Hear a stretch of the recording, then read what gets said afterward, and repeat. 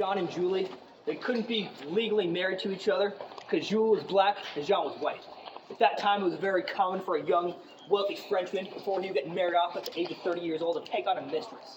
It'd be a contract. It was known as plissage. It would be signed by the parents of both parties. Even once the term of the contract had expired, the mistress would be set for the rest of her life. She would have gotten a property in the French Quarter, all of her bills paid.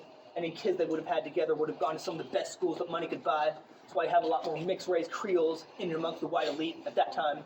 And they start out as a typical plissage couple. They stay together for 17 years. They would always get in the same argument all the time. Julie was not content being his mistress. She wanted to be his wife.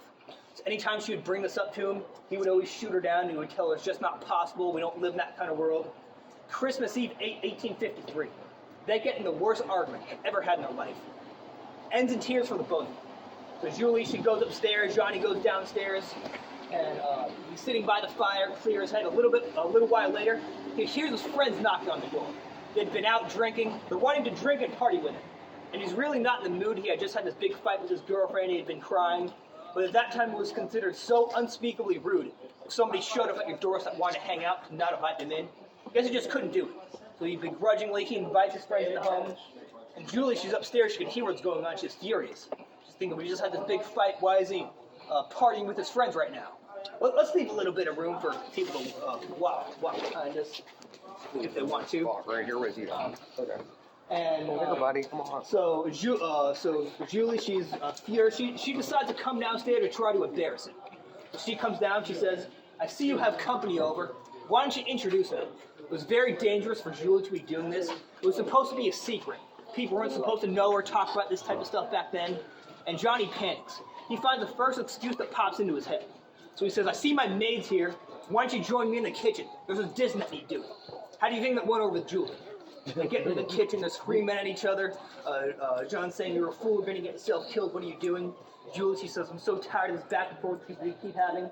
Just tell me one thing I could do to prove my love to you. Anything, I'll do it." Goes, "Really want to know?" Goes, "Yes, anything." It's a little bit random to how the story goes. He tells her, "If you really love me, you go up onto the top floor balcony, take off all your clothes, stay up there all night." It was very cold that night, about 22 degrees. We never know how cold it's going to be here during Christmas time. Sometimes it'll be 80 here. It'll snow every 5 years or so. So it was almost freezing Christmas Eve, 1853. And Julie, she's very hurt by this dare, this insult from him. Doesn't give him the satisfaction of showing it. Doesn't react at all. Just turns around, walks upstairs. John, he thinks the argument's over. He thinks he dodged a bullet. He comes down. He continues to party with his friends. They're out drinking. They're out on the town. He doesn't stumble home drunk until about 4 in the morning. Walks up in the bedroom, sits down in the bed, notices Julie isn't next to him. Walks outside by the balcony area, finds Julie's frozen corpse, still waiting for John to return. And once news of the scandal broke out, his reputation was trashed anyway. He died 6 months later of yellow fever. Very poor man.